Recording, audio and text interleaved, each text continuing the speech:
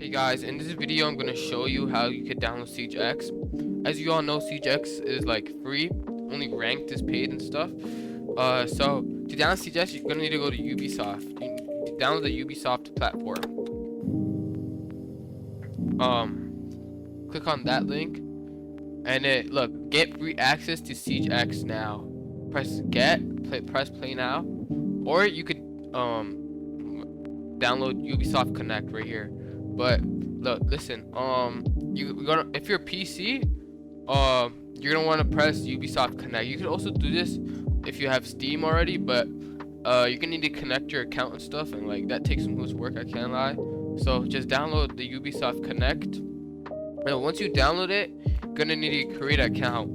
I already created an account. Creating an account is very self-explanatory. You just put in your email, password, and stuff like that. And once you create an account, you see right here, I already have Rainbow Six Siege SiegeX. You're gonna wanna go to free games. Wait for it to load. Damn, why does it take so long?